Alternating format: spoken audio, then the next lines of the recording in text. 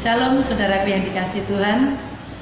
Kembali kita bersama-sama akan belajar dari firman Tuhan di dalam streaming ibadah pada saat pagi hari ini.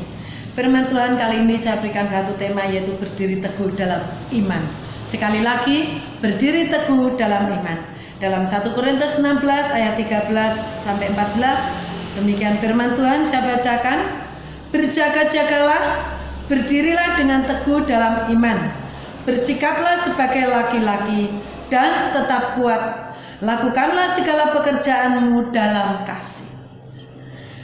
Berjaga-jagalah, berdirilah dengan teguh dalam iman. Saudara-saudaraku yang saya kasih dan dikasihi Tuhan, seringkali keadaan buruk itu terjadi dalam kehidupan kita. Baik itu di dalam rumah tangga kita, di tengah-tengah keluarga kita, di dalam pekerjaan kita, di dalam pelayanan kita. Di dalam seluruh aspek kehidupan kita, kadang-kadang hal buruk itu terjadi. Sehingga tidak jarang, seringkali itu menggoncangkan iman kita. Namun apa yang Tuhan kehendaki? Tuhan menginginkan senantiasa dalam keadaan apapun, Tuhan senantiasa menginginkan kita tetap teguh, tetap kuat di dalam iman. Saudara-saudaraku, semakin orang tinggi ilmunya, semakin orang pintar, semakin orang pandai, daerah mereka lebih condong untuk mengandalkan logika mereka, sehingga sangat tipis sekali untuk mereka memiliki iman kepada Tuhan. Ya, kita tidak menghakimi, namun dalam kenyataan yang terjadi seperti itu. Namun bagaimanakah supaya saya dan saudara dalam kondisi seperti ini kita teguh di dalam iman? Mari kita akan belajar dari seorang Nabi Elia. Di dalam kitab Yakobus di sana dikatakan, di dalam kitab Yakobus pasal yang kelima, di sana dikatakan, Yakobus pasal yang kelima ayat yang ke-17 sampai dengan ayat yang ke-18, demikianlah firman Tuhan. Elia adalah manusia biasa sama seperti kita. Elia manusia biasa sama seperti kita. Perlu kita garis bawahi. Dan ia telah bersungguh-sungguh berdoa supaya hujan jangan turun, dan hujan pun tidak turun di bumi selama 3 tahun dan 6 bulan. Ayat 18, lalu ia berdoa pula dan langit menurunkan hujan dan bumi pun mengeluarkan buahnya. Kali ini kita akan belajar dari seorang nabi yang bernama Nabi Elia. Alkitab mencatat bahwa Nabi Elia adalah manusia biasa seperti saya dan saudara. Namun apa yang membedakan? Walaupun dia manusia biasa, namun di sini dikatakan seperti dalam tema ayat ini, berdiri teguh dalam iman. Bagaimana supaya saya dan saudara berdiri teguh dalam iman? Kita akan belajar 1 Raja-Raja 18 ayat yang ke-41. Langkah yang pertama yang dilakukan Nabi Elia, dia mampu mendengar yang orang lain tidak bisa dengar. Nabi Elia mampu melihat yang orang lain tidak bisa melihat. Ayat 41. Kemudian berkatalah Elia kepada Ahab, pergilah, makanlah dan minumlah, sebab bunyi dera hujan sudah kedengaran. Pergilah, makanlah dan minumlah. Alasannya apa? Karena bunyi dera hujan sudah kedengaran. Saudara, kita perlu ketahui, waktu Nabi Elia memperkatakan itu, belum ada apa-apa. Sebenarnya dalam kenyataannya tidak ada suara dera hujan. Cuaca sangat panas kering, karena tidak ada hujan selama 3 tahun 6 bulan. Namun saudara, di sini Nabi Elia mampu mendengar yang Raja Ahab tidak dengar, mampu melihat yang Raja Ahab tidak bisa melihat. Artinya Nabi Elia berani memperkatakan iman.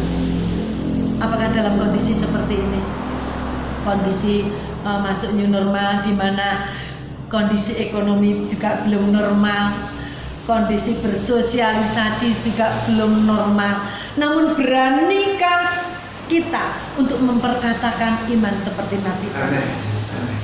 Saat ini saya dan saudara ditantang untuk kita berani memperkatakan iman.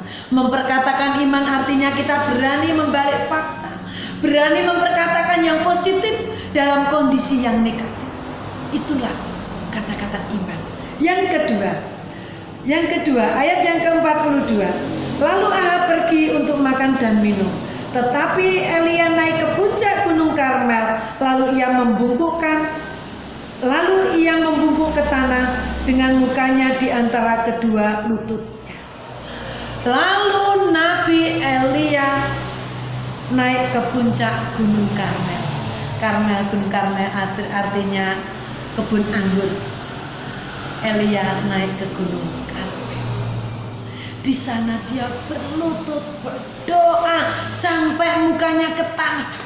Dalam bahasa lain artinya sakah. Artinya doa mengerang seperti seorang ibu yang mau melahirkan. Tuhan menghendaki dalam kondisi seperti ini. Tuhan sudah memberikan contoh Nabi Elia. Elia bertaruh nyawa waktu itu. Karena dia telah memperkatakan kepada Raja Ahab, pergi makan dan minum sebab sebentar lagi turun hujan. Namun kondisi yang ada, cuaca sangat panas, cuaca kering, kemarau, kering kerontang. Lalu Nabi Elia doa banding di hadapan Tuhan. Dia sakah, dia berdoa, dia memohon kepada Tuhan. Kalau boleh saya katakan, Tuhan, permuliakanlah aku di dalam kemuliaan-Mu. Dalam keadaan yang nyata, kondisi yang nyata, memang keadaannya kering kerontang. Namun aku mau menarik kuasa-Mu Tuhan. Turunkan hujan saat ini. Itulah doa Nabi Elia, doa banding. Kadangkala kita diperhadapkan dalam kondisi seperti Nabi Elia. Kita bukan doa hanya sekedar doa hafalan. Namun ada saatnya Tuhan menghendaki kita doa banding, doa memohon dengan sungguh-sungguh. Tuhan menginginkan kita memperkatakan iman, kita membalik fakta. Dalam kondisi yang negatif, kita harus berani memperkatakan yang positif. Kemudian ayat selanjutnya. Kemudian yang ketiga, bagaimana berdiri teguh dalam iman. Nabi Elia tetap kuat dalam situasi yang kontradiksi. Ayat yang ke-43. Setelah itu ia berkata kepada bujangnya, naiklah ke atas, lihatlah ke arah laut. Bujang itu naik ke atas, ia melihat dan berkata, tidak ada apa-apa. Kata Elia, pergilah sekali lagi, demikianlah sampai 7 kali.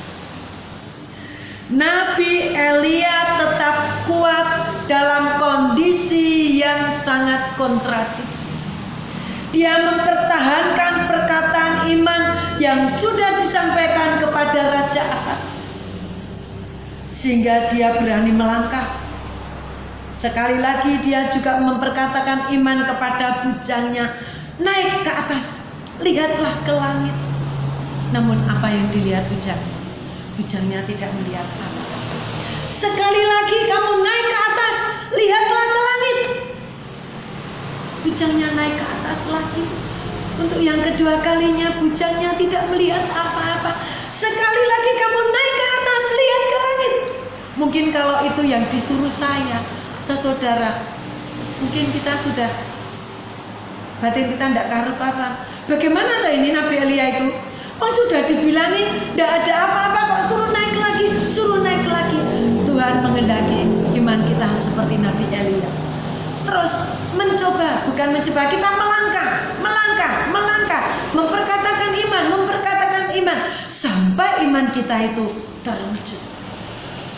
Pada kali yang ke-7, bujangnya naik. Sekali lagi, naik ke atas, lihat ke langit. Bujangnya naik melihat ke atas. Apa yang dilihatnya? Bujangnya melihat setelapak tangan. Saudara, setelapak tangan di atas langit sana, itu dilihat awan-awan kecil. Kira-kira kalau kita yang melihat bagaimana saudara? Apa itu?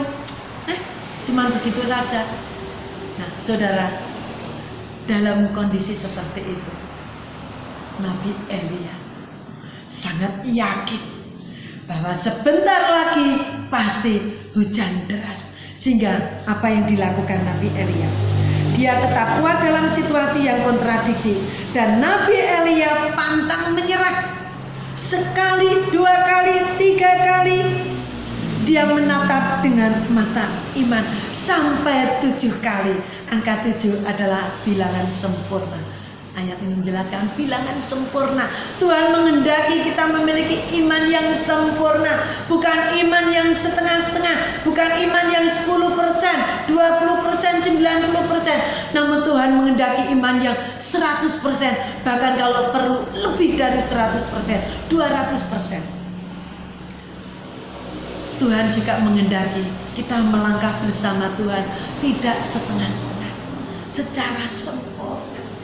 Melangkah, namun kita melangkah bukan dengan kekuatan kita sendiri, kita melangkah bersama dengan Tuhan.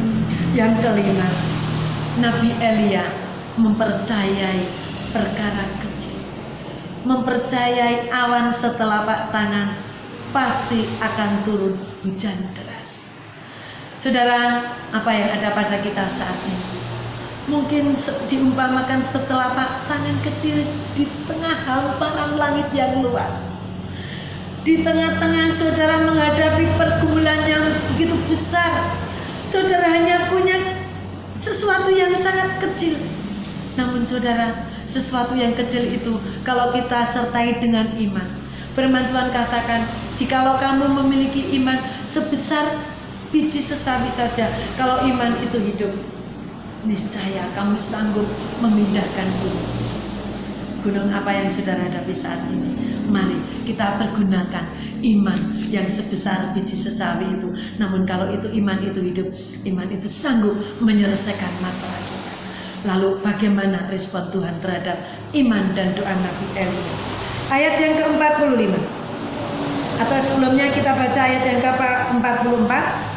Ayat 44. Pada ketujuh kalinya berkatalah bujang itu, wah, awan kecil sebesar telapak tangan timbul dari laut. Lalu kata Elia, pergilah, katakan kepada Ahab, pasang keretamu dan turunlah, jangan sampai engkau terhalang oleh hujan. Maka dalam sekejap mata langit menjadi kelam. Langit menjadi kelam, saudara, oleh awan badai. Lalu turunlah hujan yang hebat. Sekali lagi saya ulangi, maka dalam sekejap mata langit menjadi kelam oleh awan badai, lalu turunlah hujan yang lebat. Ahab naik kereta lalu pergi ke Israel. Nah, saudara yang dikasih Tuhan, begitu doa Nabi Elia, doa banding, doa yang tidak main-main, doa bukan sekedar indah didengar, doa bukan hanya sekedar hafalan, sekedar kebiasaan, tetapi doa Nabi Elia, doa yang sungguh-sungguh, doa memohon. Sehingga apa yang terjadi? Awan yang sebesar telapak tangan itu lalu menjadi mendung yang gelap, badai gelap, lalu turun hujan yang begitu lebatnya. Saya ingin bertanya kepada saudara, maka saudara menghadapi hujan lebat, hujan berkat, hujan damai di dalam pekerjaan saudara, dalam rumah tangga, keluarga saudara, dalam setiap permasalahan hidup saudara. Mari kita belajar seperti Nabi Elia. Kita berani memperkatakan iman. Kita harus berani melangkah dengan iman, melangkah tidak setengah-setengah. Dan kita harus berani membalik fakta. Kita harus berani berdoa memohon, doa banding di hadapan Tuhan. Maka kalau semua itu kita lakukan, perkara besar terjadi dalam kehidupan kita. Puji Tuhan, mari kita masuk dalam doa. Terima kasih Tuhan untuk firman-Mu. Saat ini Tuhan, sederhana hamba-Mu menyampaikan firman-Mu. Namun kami percaya Tuhan, Engkau hadir di tengah-tengah kami, Engkau hadir dalam setiap kehidupan kami, Engkau hadir dalam setiap permasalahan kami Tuhan. Oleh sebab itu Tuhan, ajar kami Tuhan seperti Nabi Elia, untuk kami berani memperkatakan iman, untuk kami berani melangkah bersama dengan Tuhan. Apapun kondisi yang saat ini terjadi, yang saat ini kami hadapi Tuhan, namun kami percaya Tuhan, Engkau ada bersama-sama kami. Terima kasih Tuhan. Oleh sebab itu Tuhan, berkatilah setiap jemaat, setiap anak-anak Tuhan yang saat ini mendengarkan, mengikuti firman Tuhan pada saat pagi hari ini. Terpujilah nama-Mu Tuhan, berkat Tuhan turun atas kami semua. Di dalam nama Tuhan Yesus kami sudah berdoa dan mengucap syukur. Haleluya, amin. Puji Tuhan, saudara yang dikasihi Tuhan. Terus andalkan Tuhan, beriman kepada Tuhan, maju terus bersama Tuhan. Tuhan pasti memberkati kita semua. Amin.